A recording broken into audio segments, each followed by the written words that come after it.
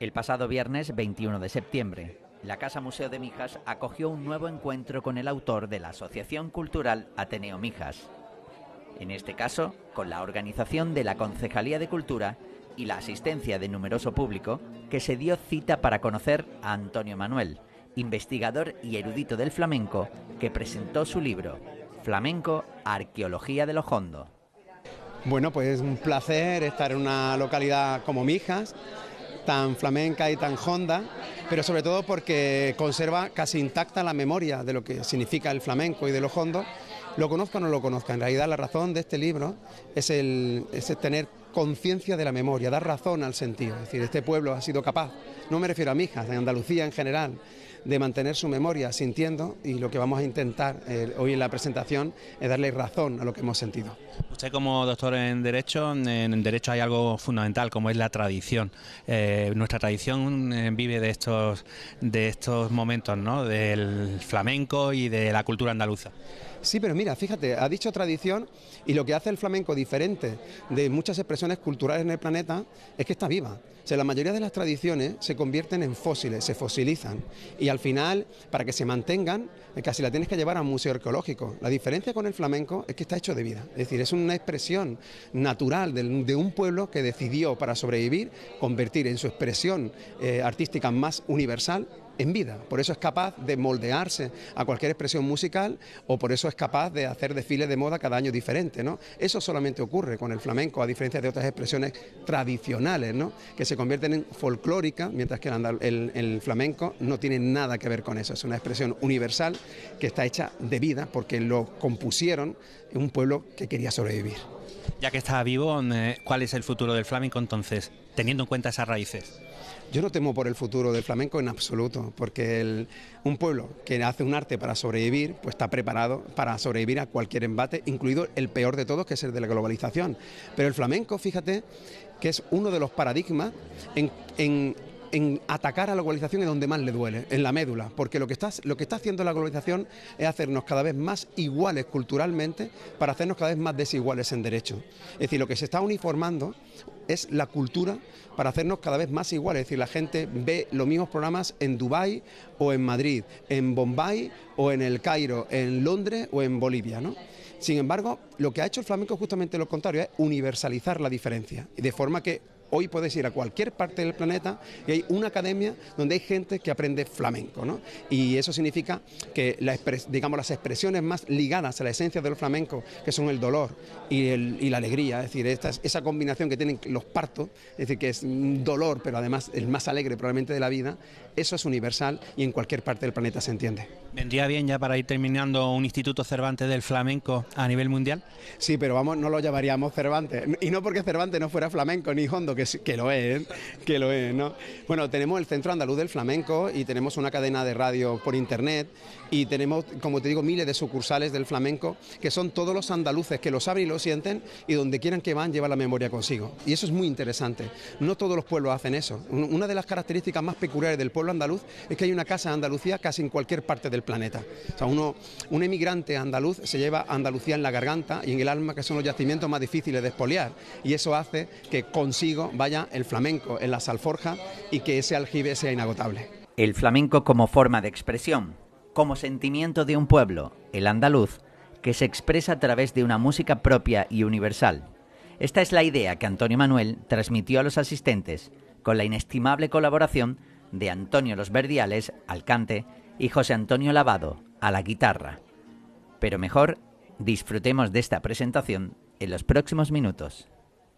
Y como saben, Ateneo Mijas es una asociación cultural que nació hace ya 2 años, y en su nacimiento comenzamos un ciclo que denominamos Ateneo con los autores, y esta es su 9ª edición, en el cual lo que pretendemos con este tipo de ciclo es acercar de una forma muy cercana y de una forma muy llana a los nuevos autores o a los autores tanto del municipio como foráneos, para que los conozcamos de una manera mucho más cercana. En esta ocasión es el 9º encuentro con los autores, organizado en esta ocasión por el Ayuntamiento de Mijas. Quiero dar las gracias a la Concejalía de Cultura, a nuestro concejal, a Hipólito Zapico, que ahora después nos dirá unas palabras. Y en este encuentro con arte vamos a presentar a un escritor, historiador, que ha despertado mucha expectación en el municipio y que además es doctor en Derecho, que es Antonio Manuel. No os voy a hablar de él ahora mismo porque para eso os va a hablar otro miembro de la asociación, y ahora quiero dar la palabra a nuestro concejal de Política de Público. Muchas gracias.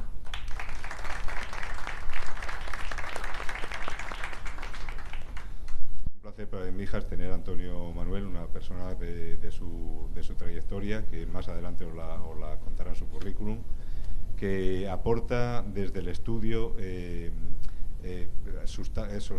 solidez a ideas como la palabra flamenco, que me sorprendió muchísimo. Permíteme que la repita aquí. El flamenco, que cuando uno lo oye, modo ironía, entiende que flamenco viene de Flandes, evidentemente, no puede venir de otro sitio, ¿no? Eso es algo tan simple, pero tan importante, como que lo suficientemente importante como para aclarar toda la filosofía que puede englobar el flamenco. Quiero agradecer a Ateneo Mijas, que aporta cada vez más actividades y de gran calidad que nos enriquecen a todos. El Ayuntamiento de Mijas, de alguna manera, lo que hace es apoyar este tipo de iniciativas, organizando la parte que nos toca organizar, pero ellos son los que han tenido la iniciativa, y entonces estoy muy agradecido a ese trabajo que está haciendo Ateneo Mijas constantemente por enriquecer nuestras actividades culturales en Mijas. Y no quiero enrollarme más. Muchas gracias por tu visita, Antonio, y a Ateneo Mijas por sus iniciativas. Gracias. Le quiero dar la palabra a nuestro vicepresidente, Manuel Lloret, que nos va a hacer una pequeña biografía de nuestro invitado, y espero que lo disfrutéis. En primer lugar, buenas tardes. Bueno, hablar de Antonio Manuel es un poco hablar, yo me gustaría decir que lo podemos definir con una palabra muy clara: es un activista social. No es el clásico profesor universitario que nada más que se dedica a su docencia y se ha acabado. Es una persona que se ha dedicado a buscar en las raíces, es una persona que se ha preocupado por el movimiento de mujeres en zonas de conflicto, que se ha preocupado de luchar contra los desahucios, que se está preocupando y tiene ahora plantado una batalla con el tema de las inmatriculaciones de las iglesias por parte de la Iglesia Católica, porque son bienes públicos, y además es una persona que está inmerso totalmente en el tejido social de Córdoba y de Andalucía, aparte de lo fundamental. Es un gran investigador de las raíces andaluzas. Yo, hablar de él es hablar del movimiento asociativo en Córdoba, hablar de intentar, es un luchador nato, buscando, como nos decía hace un rato, vertebrar el tejido asociativo de Andalucía, es buscar y que hacer una sociedad civil fuerte que sea capaz de servir al contrapoder de lo establecido, de lo que es la democracia crítica. Es un poco decir que es una persona que está inmersa totalmente en la sociedad actual, que no es el clásico profesor universitario que vive alejado y ve la sociedad como algo que hay que mirar por encima del hombro, como algunos que la miran por encima del hombro. De él solamente puedo decir que lo que conozco de él por los compañeros de Córdoba, es un luchador de la memoria histórica, con lo cual es algo que nos une mucho, de buscar lo ocurrido en este país en los últimos 80 años. Y bueno, hay una cosa que me encantó de él, del vídeo que se hizo, Las llaves de la memoria, y que sintetiza claramente cuál es su trabajo, y es cuando él cuenta que una persona se mira en el espejo, una persona que tiene Alzheimer, se mira en el espejo, no se reconoce, no sabe quién es, los demás sí, pero ella no. Y es un poco lo que le está pasando, hoy le ha pasado a Andalucía. Yo creo que con eso ya queda definido, es buscar nuestras raíces, buscar de dónde estamos, de dónde venimos, qué vamos a hacer y hacia dónde vamos a encaminar nuestros pasos. En pocas palabras, es un gran investigador y un activista social por derechos y libertades civiles. Muchas gracias, Antonio, por tener esta aquí.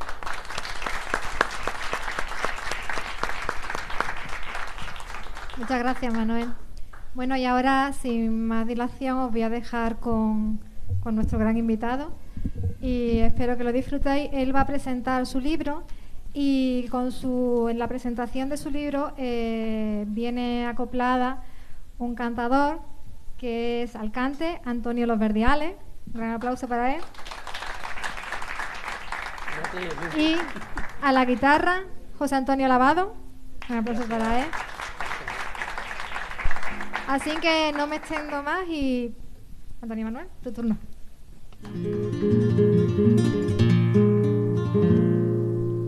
Y a este niño chiquito, ¿quién la ha pegado? Que tiene el ojito de haber llorado.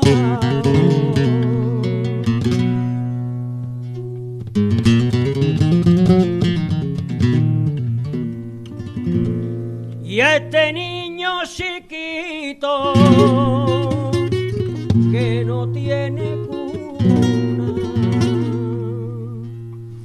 su padre carpintero le va a hacer una, su padre carpintero le va a hacer una.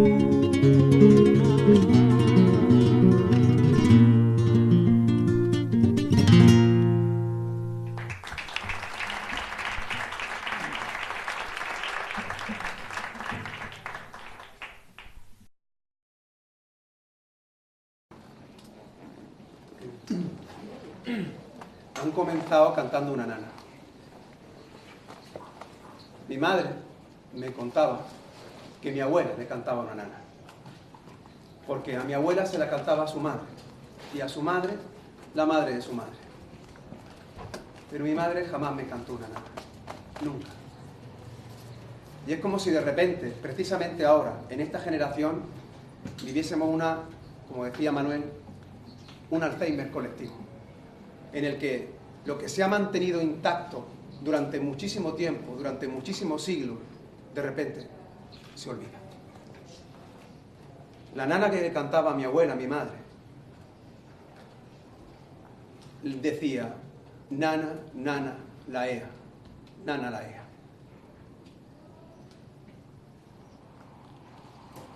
En el norte de África, desde Tánger hasta Sidi Bou Said, las madres arrullan a los niños y le cantan nana.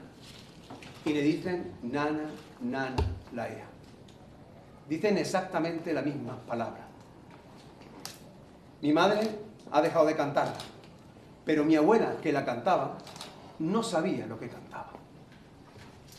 Es como si hubiéramos redoblado el Alzheimer. Hoy es el Día Mundial del Alzheimer.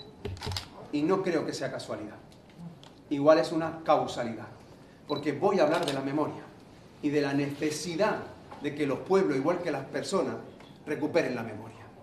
Y recuperar la memoria es de repente comprender qué hacen y por qué lo hacen. Repito, mi madre ya no lo hace, pero mi abuela, que lo hacía, tampoco sabía de dónde viene la palabra nana. La palabra nana viene del árabe naum, que significa sueño. Y cuando dice naum, naum, nana, nana, está diciendo duerme, duérmete. En el norte de África dicen nana, nanía, mamú. Mamú es la transcripción de lo que les suena la palabra mamón, el que mama, el niño. Y saben una cosa, cuando le preguntas a una madre de Chauen que está arrullando al niño, diciéndole nana, nanía, mamú, ¿qué significa mamú? Tampoco lo sabe. Lo que vamos a hacer hoy aquí es intentar comprender por qué hacíamos esas cosas sin saber exactamente qué secreto escondían. Y para encontrar eso hay que viajar al origen del origen. Si eso lo cantaba mi madre, la madre de mi madre, la madre de mi madre, llegará un momento en el que alguien, en un momento concreto, llamó por primera vez a esa forma de arrullar al niño y a la niña, nana. Vamos a viajar justamente a ese momento. Porque estoy convencido de algo que espero que los que estemos aquí lo consideren inimpugnable. Y es que las cosas existen, o como mínimo se reconocen, cuando se les nombra. Y solo cuando se les nombra, existen. El primer acto social y jurídico que se realiza con un niño o con una niña es precisamente la asignación de un nombre. La persona puede existir, pero solo cuando se le llama es cuando ella puede reconocerse y cuando la comunidad puede reconocerla. En la tradición castellano-católica, el nombre que te asignan se mantiene intacto desde que naces hasta que mueren, como si fuese la misma persona desde que naciste hasta que moriste. En la tradición andalusí, no. En la tradición andalusí, escuchen bien lo que voy a decir ahora, no importa que fueses musulmán, judío, cristiano o cafre, que viene del árabe kafir, que significa no creyente, el nombre es el mismo y se componía de una cadena que incluía el futuro, el presente y el pasado. La primera parte del nombre es el futuro, el nombre del hijo que tienes o que tendrás. Voy a presentarme. Yo me llamo Abu Liberto, el padre de Liberto, que es el nombre de mi primer hijo. Luego el nombre que te asignan tus padres. Yo me llamo Abu Liberto Antonio Manuel. Por eso no uso apellidos, porque en mis dos nombres están mis dos abuelos. Antonio el carbonero, por parte de madre, Manuel el latonero, por parte de padre. Luego viene el pasado. 3 generaciones de memoria. Yo soy Abu Liberto Antonio Manuel, Imen Juan, Imen Manuel, Imen Juan. Porque soy el hijo de Juan, que era hijo de Manuel, que era hijo de Juan.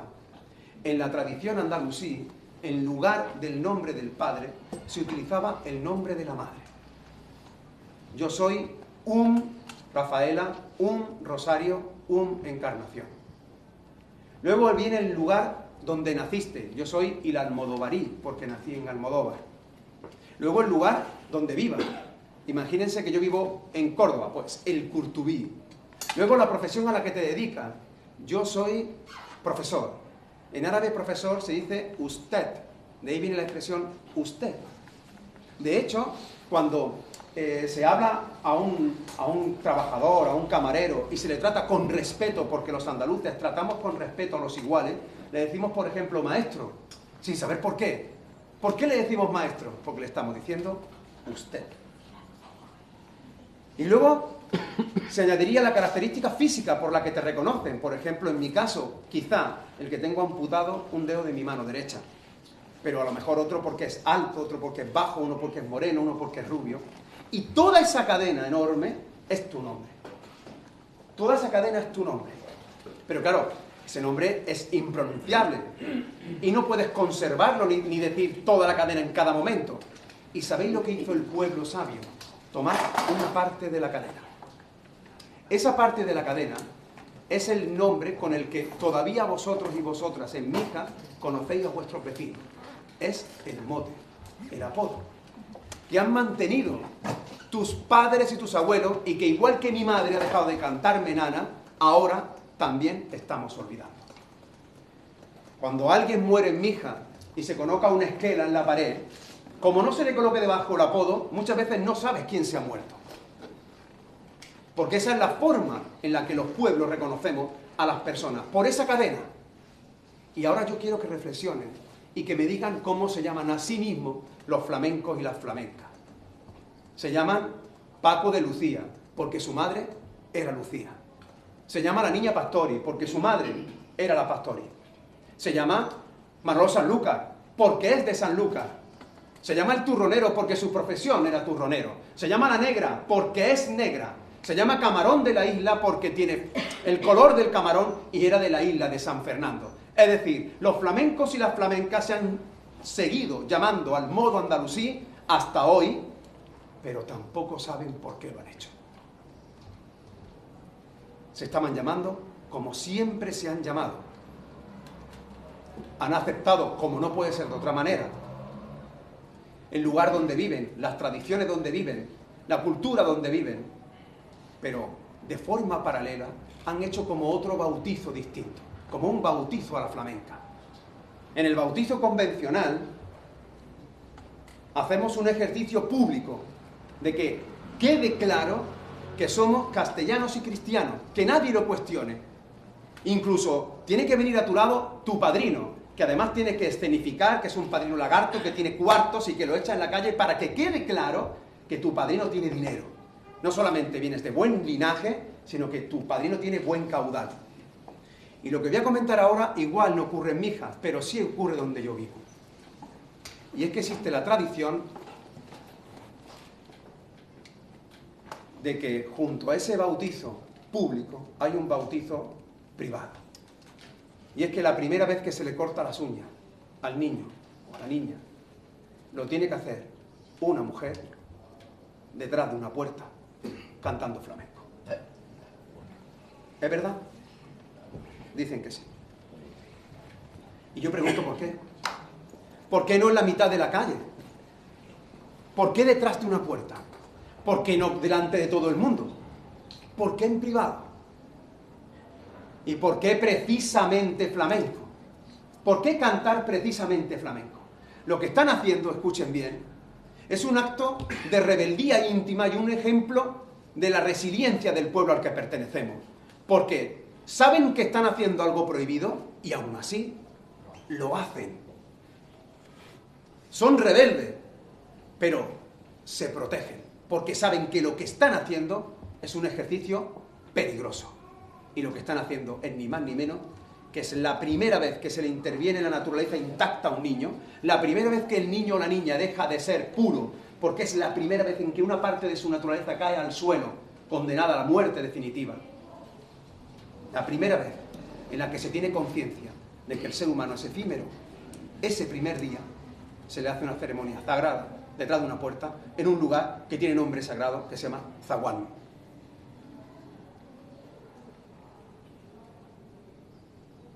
Pero no sabemos por qué. Y este pueblo ha sobrevivido sin preguntarse el porqué de las cosas. Lo que va a ocurrir a partir de ahora es aportar un porqué. Y ese porqué, repito, es un viaje al origen de los nombres. Cuando tú encuentres el origen del nombre, vas a encontrar el venero, la razón de por qué se llama así.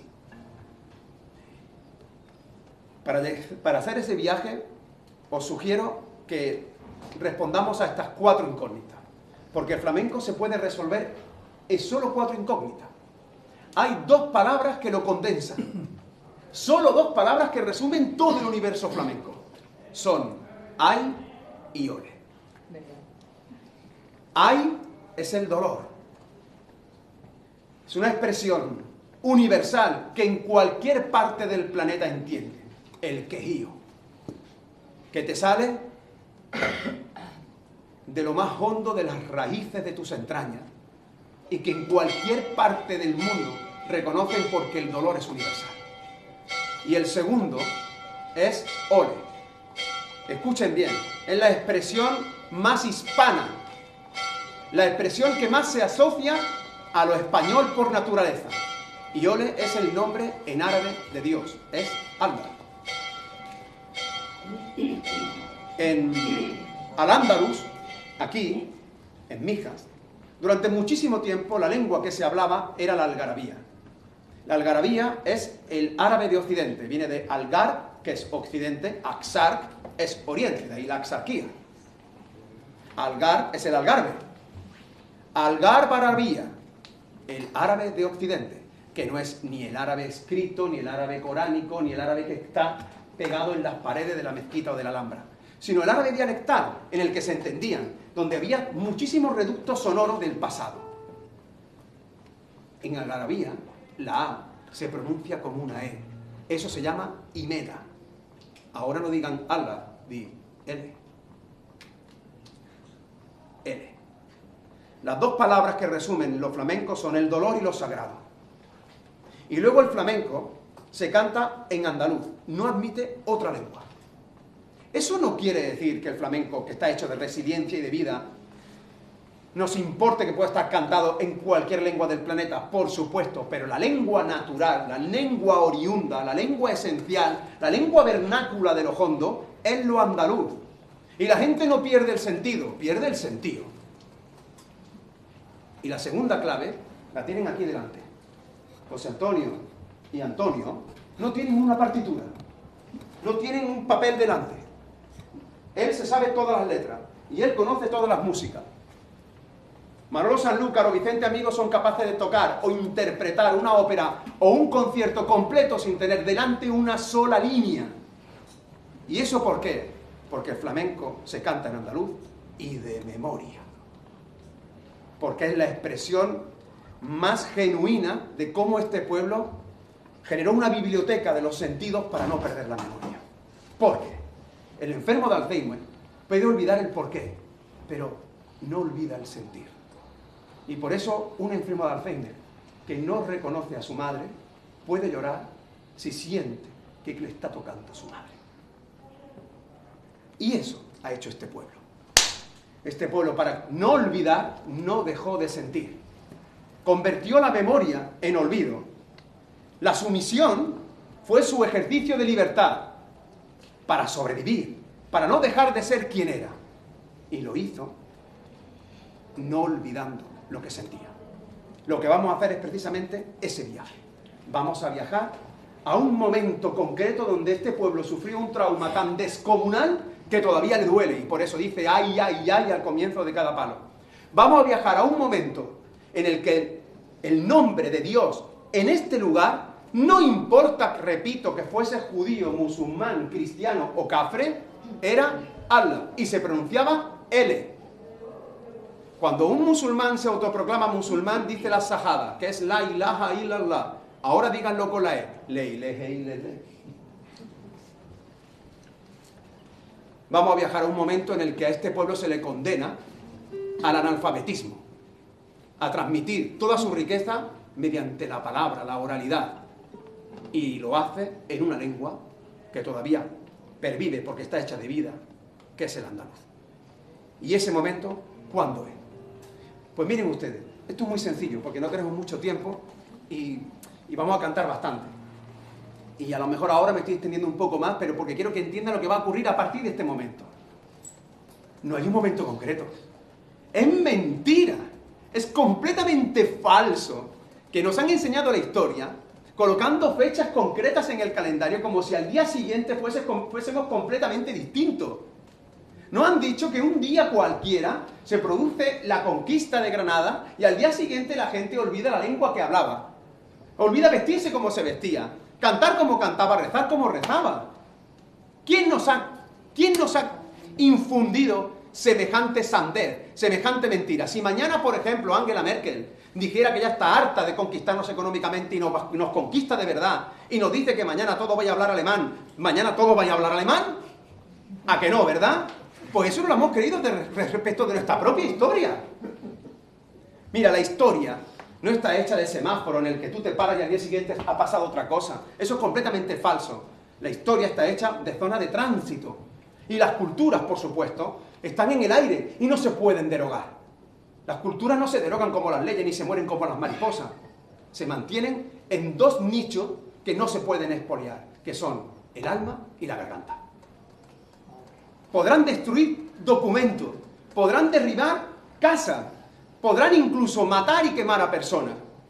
Pero con lo que no pueden es que intenten, por ejemplo, si yo digo ahora, ore, que encierren ese sonido en una cárcel. Inténtenlo. Seguro que no. ¿Y cuándo ocurre eso? ¿En qué momento se produce ese trauma tan descomunal en la historia de la península? Se produce en el momento en el que se decide progresivamente eliminar la diferencia. En el momento en el que la diversidad pasa de ser un tesoro a ser un peligro. En el momento en el que solo se puede hablar una lengua, solo se puede rezar a un Dios y de una determinada manera y vestir de una determinada forma. Y aún así, este pueblo no lo hizo. Esa es la clave. ¿Y eso tiene una fecha concreta? No. Es un periodo amplio. Pero sí es cierto que hay un momento que ronda precisamente con la muerte de Al-Ándalus, en el que la persecución de la población nativa, que somos nosotros, lo voy a repetir por si no ha quedado claro, la población nativa, que somos nosotros, que teníamos el mismo color de piel, de ojo, de pelo que los conquistadores, la inmensa mayoría se queda, se convierte al catolicismo y al castellano y se diluye entre la mayoría. Y se produce una persecución de los que no se pueden asimilar porque tienen un color de piel distinto o porque les cuesta muchísimo más trabajo. ¿Y quiénes son? Son Los judíos que son expulsados, muchos se quedan, son los marranos. El pueblo morisco, es decir, los musulmanes conversos al catolicismo y a pesar de la conversión son perseguidos. El pueblo gitano y el pueblo negro. Los negros. Cuando uno viaja por Andalucía y ve los restos arqueológicos, pensad que en la Vega del Guadalquivir hay más restos arqueológicos por metro cuadrado que en el Valle de los Reyes en Egipto. Pensad solamente eso. Y si tú vas caminando por las termas de Herrera o por las termas de Casariche y ves que hay negro en la zona donde se bañaban con agua templada, porque hubo negros en la Bética y hubo negras en Al-Ándalus y hubo un pico espectacular de negro con la esclavitud del siglo XVI y XVII. Hasta aproximadamente el 20% de la población de Sevilla y Cádiz en el XVII era negra. Fíjense lo que estoy diciendo. Y si alguno de vosotros se llama moreno, que sepa que es descendiente directo de negro.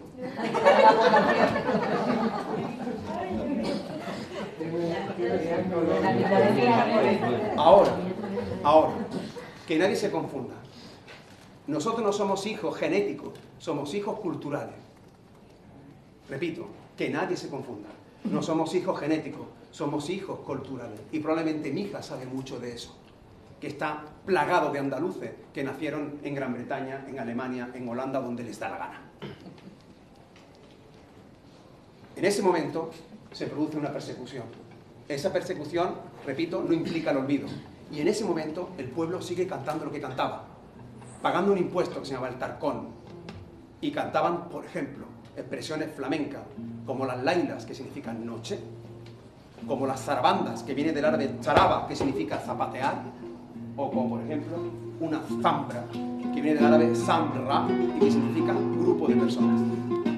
Que hubo gran parte de la población del sur y el levante peninsular que cruzó al otro lado de la orilla de agua. Claro que sí, claro que cruzaron. Y se llevaron al Al-Ándalus en formol. Ojo, la música que entonces se cantaba en Al-Ándalus olía a todos los aromas de Al-Ándalus. Es decir, tenía el componente bizantino cristiano, tenía el componente judío, tenía el componente musulmán, tenía el componente pagano, de toda la vida. Todavía, por ejemplo, las pueblas de los infantes se cantan sandinga, que viene de sandica, que significa no creyente. Claro que todo eso olía, porque olía a Mediterráneo. Porque entonces la Europa era el Mediterráneo. Hasta entonces. Y tan europeo era el de Tánger como el de Mija. El de Alejandría como el de Cartagena. El de Atenas como el de Tarragona. Pero en ese momento se decide que no. Se pinta una raya en el agua y se dice que a partir de ese momento lo que ocurre detrás ya no nos pertenece. Y es cierto que muchos se fueron. Los niños todavía cantan la canción ¿Dónde están las llaves matariles? En el fondo del mar matariles. La palabra mauta significa muerte en árabe y rilla significa viaje. Mauta rilla es muerto durante el viaje. Los niños lo que están diciendo es ¿dónde están las llaves? Muerto durante el viaje, en el fondo del mar, muerto durante el viaje, porque muchos se llevaron las llaves de su casa cuando cruzaron al otro lado con la esperanza de algún día poder volver. Yo tengo amigos que todavía conservan esa llave y ahora resulta que, igual que antes murieron yendo para allá, ahora están muriendo de vuelta en la misma fosa común del Mediterráneo como si no hubiéramos aprendido absolutamente nada.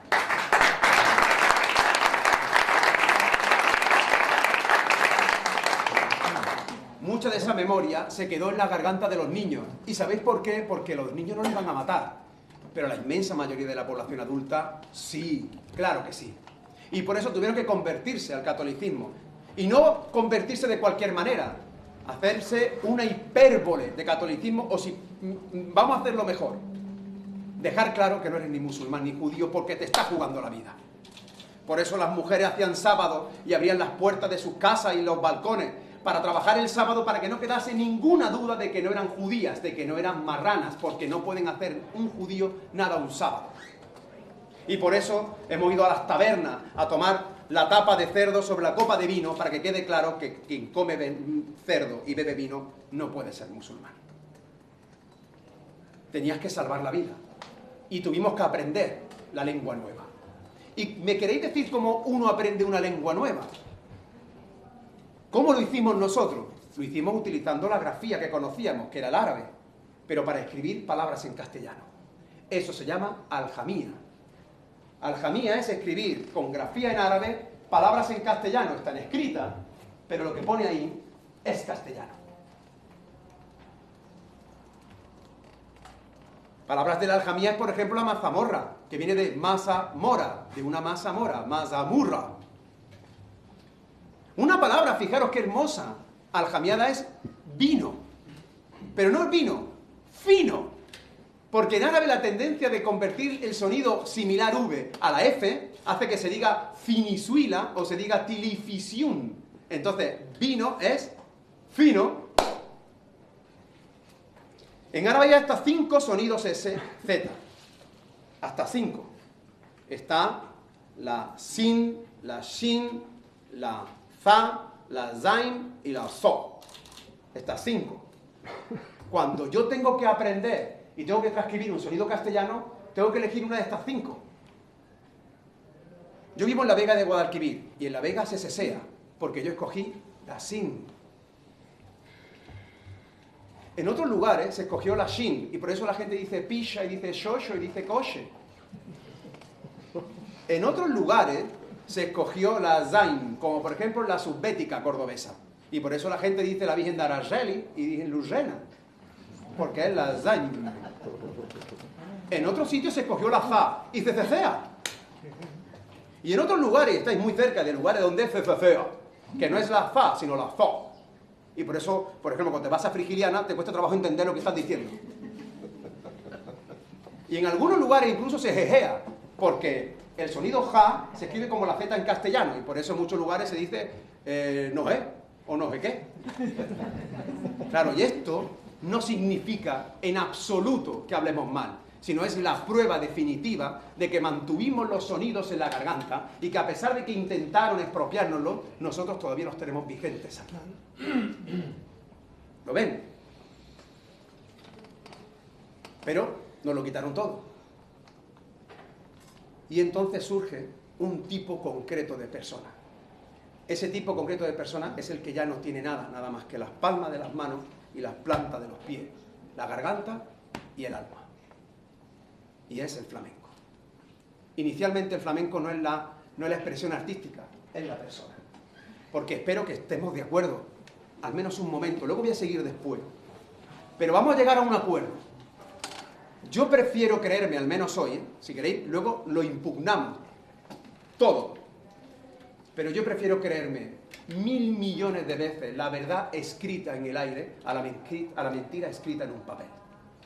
Y porque a un iluminado en el siglo XIX se le ocurriese decir que flamenco proviene de Holanda, porque cuando se canta uno se pone muy colorado, y ese disparate, como está escrito, ha pasado al diccionario de la Real Academia Española de la Lengua, y está en el diccionario de la Real Academia Española de la Lengua, porque la mayoría de los académicos se creyeron que de un día para otro este pueblo enfermó de Alzheimer y de amnesia colectiva y olvidó la lengua que hablaba. ¿Lo veis? Precisamente por eso, al menos hoy vamos a llegar a un acuerdo, y es que flamenco, como mínimo, de Holanda no viene.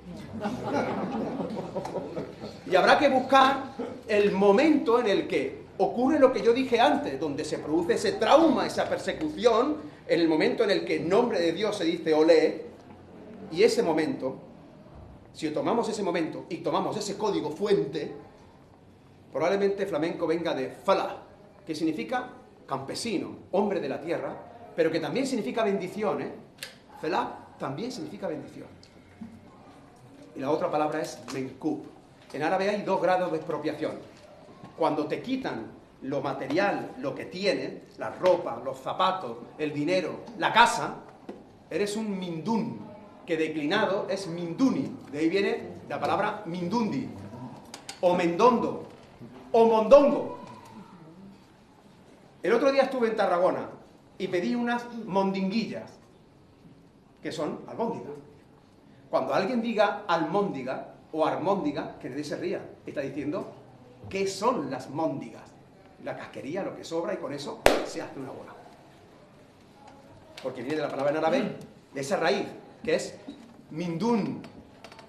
Pero cuando te quitan lo que tienes y lo que eres, cuando te convierten en un marginado porque te prohíben ser quién eras, hablar lo que hablabas, rezar lo que rezabas, vestir lo que vestías, te conviertes en un menku,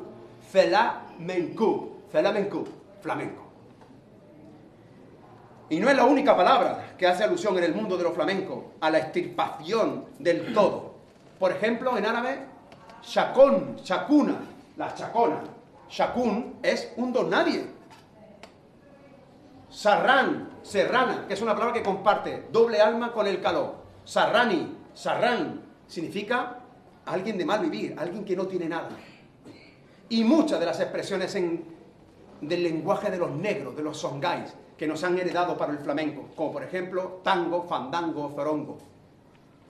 La desinencia engo-enga es la tercera persona, quien ejecuta la acción. Y ahora fíjense en la raíz, porque le van a temblar los veneros del alma. Tan significa el que se aleja de la orilla, tango. Fandan es el que vaga, fandango. Zuru, el que huye, zorongo. El que huye, el que vaga, el que se aleja de la orilla, el que no tiene nada, el que le han quitado todo. Ese es el origen del flamenco y es el que cantaba canciones en la mesana, en el campo, como las trillas que va a cantar ahora Antonio.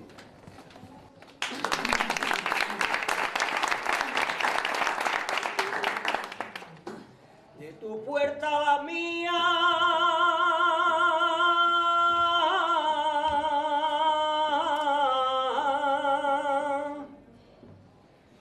hay 80 leguas.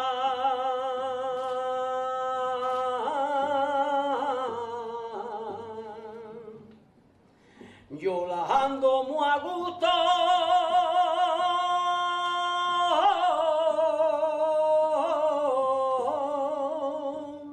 Por verte morena.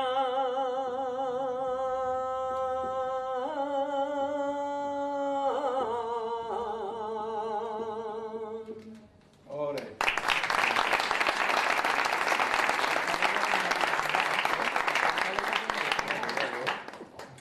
Después de estos 100 años de soledad, vinieron 100 años de desolación. Terribles, durísimos. Esos 100 años de desolación son lo de la supervivencia de un pueblo que no quiere olvidar, pero que irremisiblemente va a olvidar. Yo quiero que reflexionen lo que acabo de decir ahora. Si alguno de vosotros o de vosotras tiene familia emigrante en cualquier otra parte de España o en el extranjero, seguro que va a coincidir conmigo en que la primera generación no olvidó ni lo que hablaba ni lo que sentía. Una enorme generación de andaluces y de andaluzas se han ido con la memoria en su espalda y lo primero que hicieron fue fundar una casa de Andalucía en Mataró, en Tarrasa, en Berlín, en Bogotá. Eso fue lo primero que hicieron. La segunda generación se ha escrito más o menos, pero ya empieza a olvidar. Y la tercera olvida más. Y la cuarta olvida más. Lo que no olvida es lo que está esencialmente pegado a tu identidad, a lo que tú eres pellejo adentro. Eso quiero que lo piensen un segundo. Eso seguro que no. Tú no vas a olvidar el nombre de tu abuela. Eso seguro que no. Ni vas a olvidar probablemente lo que tu madre te guisaba. Tampoco. Ni cómo se llamaba. Entonces reflexionen. En esos 100 años de desolación en el que un pueblo tiene que sobrevivir, que se ha convertido en una inmensa mayoría a la lengua, a pesar de que la haya recompuesto o redefinido como lengua andaluza. Ese pueblo que sigue cantando detrás de la puerta mientras corta la uña, ya no sabe lo que está diciendo. Ya lo olvidó. Os voy a poner un ejemplo que todo el mundo va a entender. La mayoría de vosotros habéis estado en la Alhambra, ¿verdad que sí? Cuando vas a la Alhambra y visitas la Torre de Comares, o sea, el corazón de la Alhambra, los 7 cielos, antes tienes el patio de los Arrayanes y antes, justo antes, la sala de la barca. Cuando va, el guía te dice, están ustedes en la sala de la barca, que se llama así porque como pueden ver el techo tiene forma de barca. Pero en la pared está escrito Baraka, Baraka, Baraka, Baraka, Baraka. No es la sala de la barca, es la sala de la baraka. Era la sala de las bendiciones, porque tenías que estar bendecido antes de entrar. Pero claro, ya has olvidado el código fuente. Y como has olvidado el código fuente, no sabes lo que estás diciendo. El otro día me llegó un vídeo que intentaba ridiculizar a una mujer andaluza. La mujer decía, bueno, si la montaña no va a la mojama, que la mojama venga para la montaña. Claro, la mofa. No ha dicho bien Mahoma. Bueno, no lo ha dicho bien, no. La ha dicho impecable. Porque no ha dicho Mahoma, ha dicho Muhammad. Pero claro, ella no sabe lo que es Muhammad. La palabra que más se le parece es Mojama. Quiero que entiendan que en ese momento las palabras empiezan a disfrazarse, a protegerse en sonidos que se le parecen. Y por eso Flamenco acaba encriptada en flamenco. Y la gente sigue haciendo lo que hacía. Y ahora nacen los veneros de los hondos. De esa población marginal, de ese magma de bronce, de gitano, de negro, de morisco. Ese pueblo. Y el pueblo mayoritario, converso, que tenía el mismo color de piel, ojo, no lo olvidéis, que es la mayoría de la población que no tiene nombre, nunca olviden lo que voy a decir ahora. Las mayorías asignan los nombres a las minorías, pero nunca la inversa. Si mañana mete un gol Sergio Ramos, nadie dice el español Sergio Ramos, pero si lo mete Rakitic, dices el croata Rakitic. Cuando alguien va a China, un chino no pide comida china. ¿Un chino pide comida china? No. Ahora yo quiero que piensen, ¿cómo se llaman los cristianos de Al-Ándalus? Mozárabes. ¿Cómo se llaman los judíos de Al-Ándalus? Sefardíes. ¿Cómo se llaman los negros de Al-Ándalus? Curros. Los negros curros. Que viene del árabe al-kur, que significa del color del alquitrán, del color de las piedras negras. Por eso se dice curras como un negro. Y la palabra currar también. O la palabra currar. Y los curros, dice, se llamaban negros curros, porque eso es muy común en el árabe. Por ejemplo, el desierto del Sáhara. Es que Sáhara es desierto, es el desierto del desierto. El Sahel es costa. El Sahel es costa. Rif es campo. Pero Antifinaj es desierto también. No, Sáhara. Eso en árabe. Pero Antifinaj en... Pero eso es otro tipo, eso es en bereber. Eso es amasí, eso es otra lengua. Esa es otra lengua. Muchas gracias. Pero es otra lengua. Lo que yo quiero que vean es que es normal decir negro curro, igual que dice desierto del Sáhara o la cuesta de la Cava. Porque Cava es cuesta, la cuesta de la cuesta. ¿Lo veis? Los negros que eran libres se llamaban negro horro, porque urra significa en árabe libertad.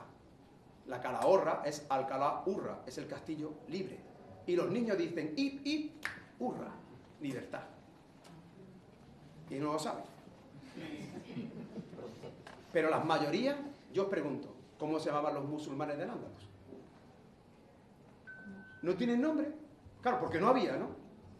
No había, claro. Es que, ¿sabéis lo que está pasando? Es que, aunque os parezca increíble, en Al-Ándalus no hubo musulmanes. El barrio que está alrededor de la mezquita Aljama de Córdoba se llama Judería. Es increíble. Solamente vivían judíos. Es increíble, ¿verdad? ¿No habéis fijado que han desaparecido? Se los tragó la tierra. Pero esos, que era la mayoría, al convertirse, también se los traga la historia. ¿Y sabéis quiénes son? Nosotros. Somos nosotros. Que siguieron rezando como rezaban. Y ahora voy a explicaros dos palos que tienen un origen directamente vinculado a lo litúrgico. No saben lo que estaban haciendo, pero lo estaban haciendo. Este que vamos a escuchar ahora es la soleá.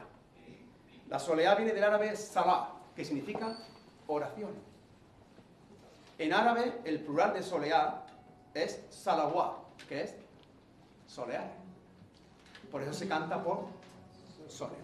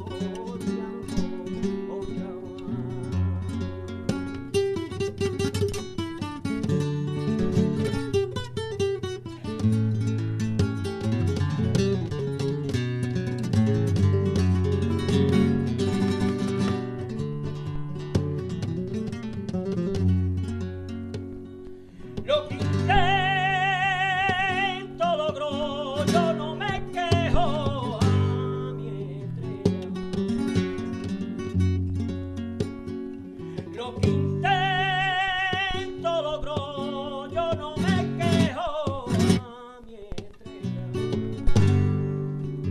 Yo he intentado cositas,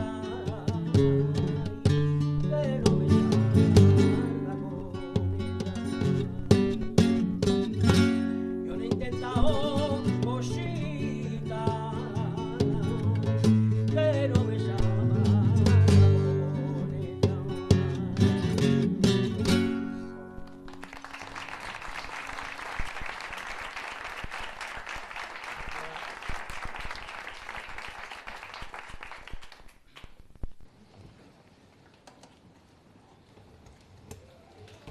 Cuando se llama por segunda vez a la oración, cuando ya se han convocado a un recinto como este, se vuelve a hacer un canto distinto, más profundo, más íntimo, pero quizá más doliente.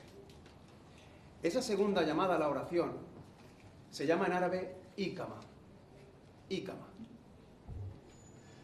Ahora escuchen bien, el parecido sonoro de una ícama y lo que va a cantar después Antonio José Antonio es despejo. ¿Saben cómo se dice en árabe dos veces? Se dice marratain. Marratin. Como en árabe no hay vocales, quiero que piensen que para que una palabra encontremos su origen, tenemos que buscar el parecido en las consonantes. Una M, una R, una T y una N. Los martinetes se cantan redoblados. Las fatigas son dobles. Y nunca hemos pensado que el parecido musical, que es idéntico, que es la segunda llamada, que es el redoblado, que son dos veces, no puede provenir de un instrumento hidráulico que vino aquí a la península en el siglo XVIII. ¿Qué pasa? Que hasta el siglo XVIII no tuvo nombre lo que se estaba cantando. Que decía, cántame eso. Cántame eso, no. Cántame una palabra que era marratín, que poco a poco se fue deformando, porque las palabras se deforman.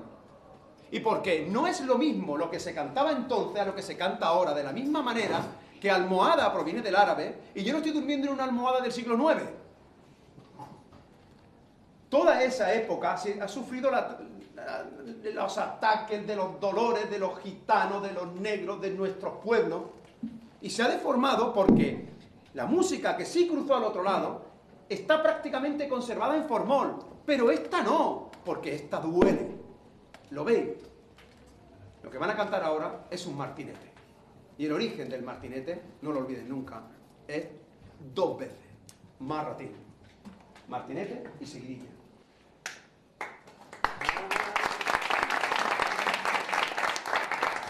Ay, en la puerta de la fragua, en la puerta de la fragua, se me martillo se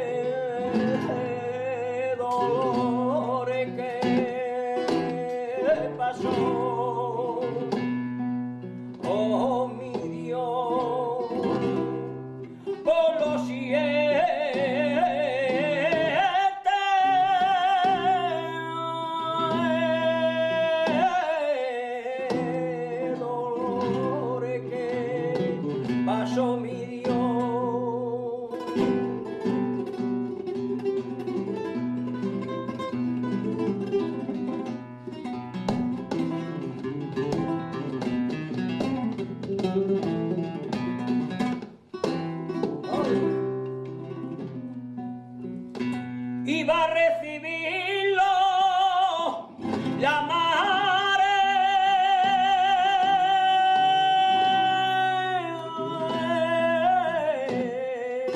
mi alma de mi corazón, que lo recibe la madre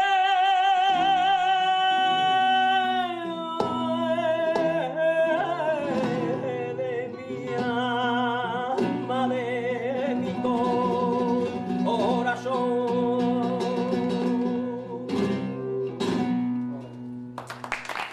Quiero que entiendan que durante esos 100 años de desolación hay ya un magma de marginados que tienen en común probablemente el color de la piel. Son bronce, son negros, son gitanos, son moriscos, no asimilados, son minoría. Conviven también, para que se entienda bien la geografía del cante, con esta mayoría asimilada. Ya han olvidado, la mayoría son católicos, la mayoría hablan en andaluz, que es el castellano de Andalucía. La mayoría son analfabetos. La mayoría ya no saben escribir en la lengua que escribían porque se lo han prohibido. Esa mayoría sigue rezando lo que rezaban sus padres, como mi madre escuchaba a la nana que le cantaba a mi abuela.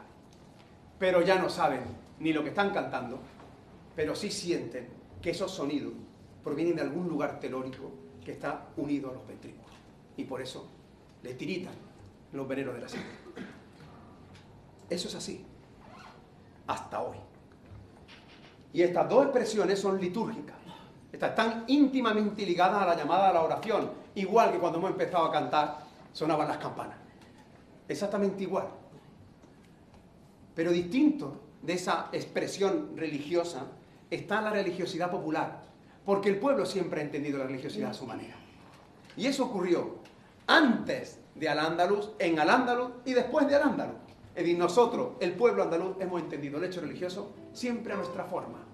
Y de la misma manera que Abenpace fue capaz de fundir en una sola melodía las melodías ibéricas con las melodías que vinieron del Mediterráneo, aquí se unieron las dos formas de trascender a lo sublime. El sufismo de la sobriedad, es decir, intentar trascender, irte de ti mediante la reflexión, y que dio pie al misticismo cristiano de Santa Teresa o de San Juan, y el sufismo de la que se denomina embriaguez. Escuchen bien, porque lo que voy a decir ahora es un acontecimiento vital. Lo que voy a contar ahora quizás sea la única razón por la que estoy aquí. Ojalá no lo olviden. Pero quiero transmitiros lo que yo sentí cuando lo descubrí. Yo estaba escuchando una tárica femenina, es decir, una cofradía de mujeres que estaba cantando. Para evadirse, para llegar a ese estado trascendente, lo que hacen es que repiten sonidos, letanías, ¿no? Se llama tikar. Por ejemplo, una de las expresiones que más repiten es hu. Hacen hu, que es la raíz de la expresión ohu. Significa él, para no nombrar al nombre absoluto. Pero estas mujeres estaban haciendo esto, escuchen, estaban todas juntas y se ponían Alá, alá, alá, alá, alá, alá, alá, alá, alá, alá, alá, alá, alá, alá, para que os suene la melodía. Pues eso. Y siguen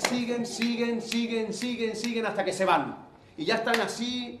Cuando llega ese momento, yo tenía un hombre sentado al lado y me dijo, siquiría.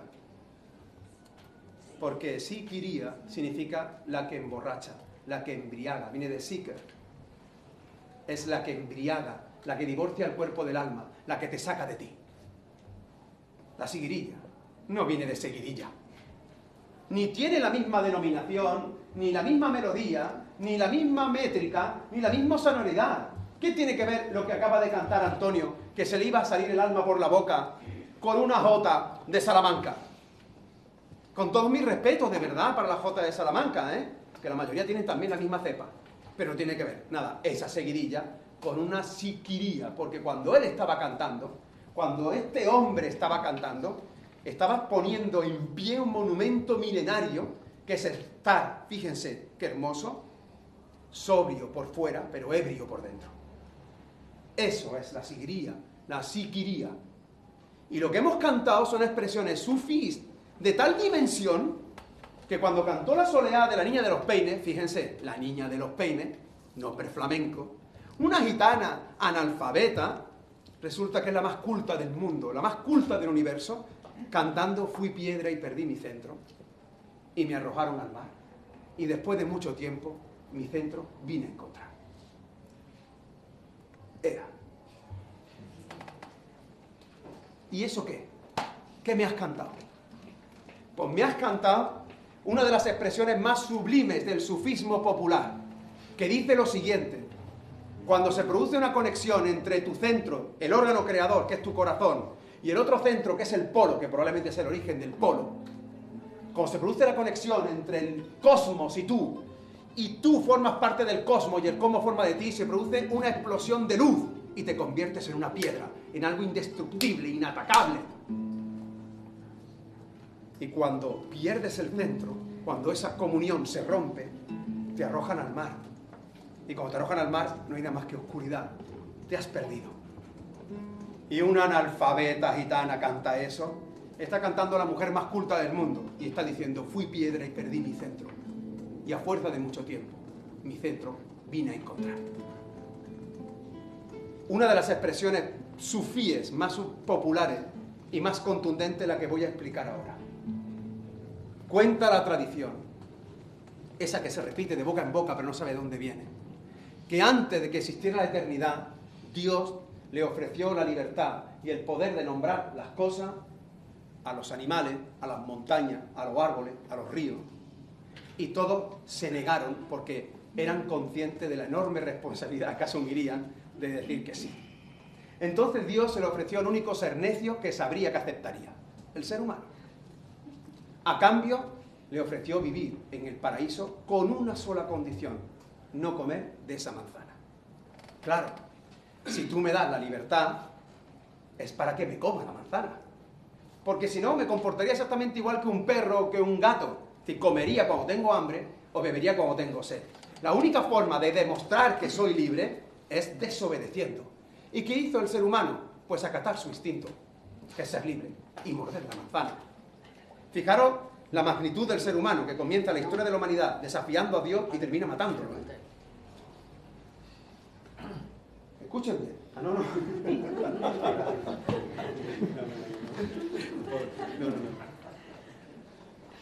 ¿Me van siguiendo? La condena es bajarlo del paraíso. En árabe paraíso significa, se dice Jana, que es el origen de, por ejemplo, de la Chana, en Granada, el paraíso. Lo bajan del paraíso a la tierra. Y cuando Adán toca con la punta del pie la tierra y siente lo efímero de la vida, que va a morir, siente la entropía, la sangre, el dolor, mira hacia arriba para pedir perdón. Y cuando lo hace, Dios le tira una piedra blanca como la nieve. Adán la toca, y cuando la toca la piedra empieza a ponerse negra, porque empieza a contener todos los males que cometería el ser humano desde entonces hasta ahora. Lo que tenía en la mano era una piedra negra, una petra negra, una petenera.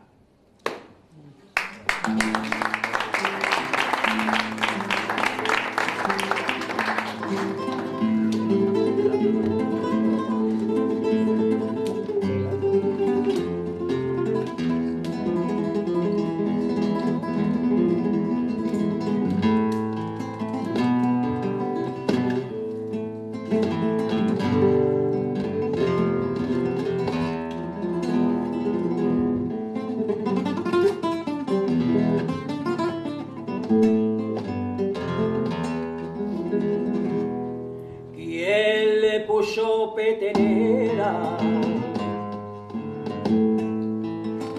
no supo ponerle nombre,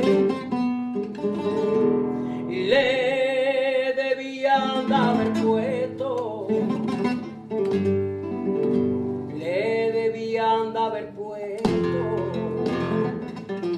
la perdición de los hombres.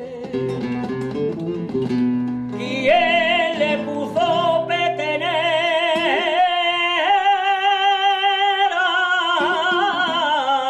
No supo ponerle nombre.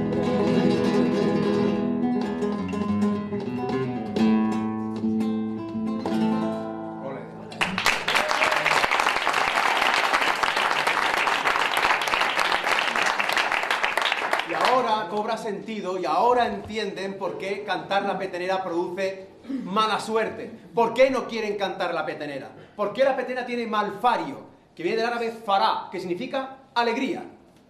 Irse de fará es irse de feria. Cuando algo tiene mala suerte, tiene malfario. Hay muchísimas expresiones vinculadas a lo flamenco que no tienen tampoco origen sagrado, sino que tienen origen musical. Por ejemplo, caña, que viene de gania, que significa canción. O saeta, que es la parte en la que se cantan las nubas, que viene de suata, que significa sonido. O muchas expresiones que no conocemos. Por ejemplo, cuando se le canta al cantador, le dice la gente del público, ¡agua! ¿Agua qué es? ¿Porque tienes sed? ¿Para que te tiren una cubeta? No, porque en árabe aqua significa más fuerte. O le dicen, ¡arsa! Asa significa que lo que está diciendo es verdad. Y fijaros que el concepto de verdad está íntimamente vinculado a lo hondo. Lo que está diciendo es de verdad. Hak es verdad, huk es derecho. Es la misma raíz. Por eso se dice que uno canta de verdad y por derecho. Hay muchísimas expresiones, como estoy diciendo, que ya no están vinculados ni a lo litúrgico ni a lo sagrado, sino a la mezcla de todo eso, porque ya están todos combinados y hay una confusión de culturas, de sangre, pero sobre todo de cultura. Por favor, de culturas, que nadie se confunda, de culturas. De culturas.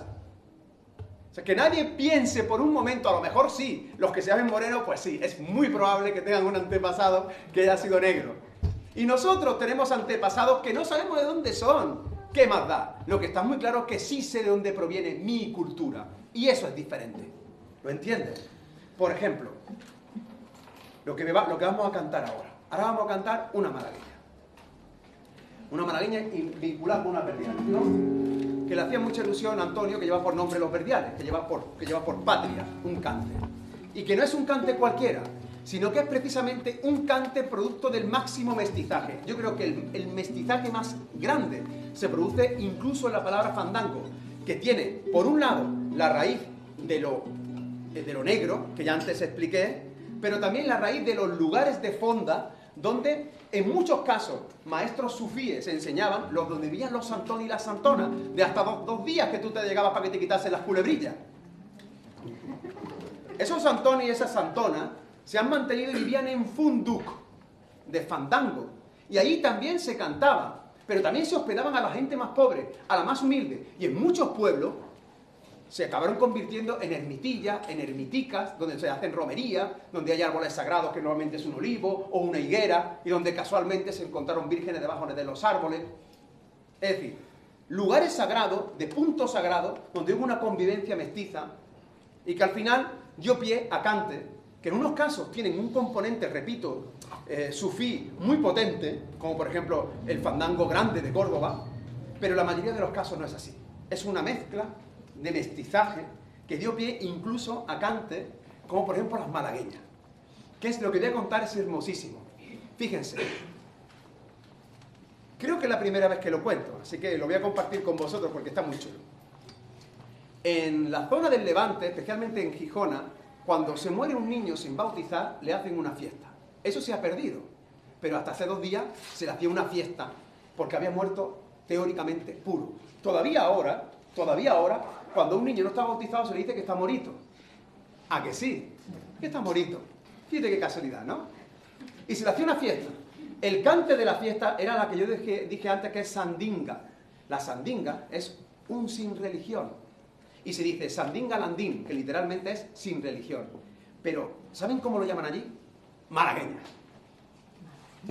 Le llaman malagueña. Y esas sandingas también se cantan en Puerto Rico, se cantan en Cuba y se cantan cuando alguien muere. Es un cante de velatorio, porque convierte la muerte en una fiesta. Pues bien, ese cante es una malagueña.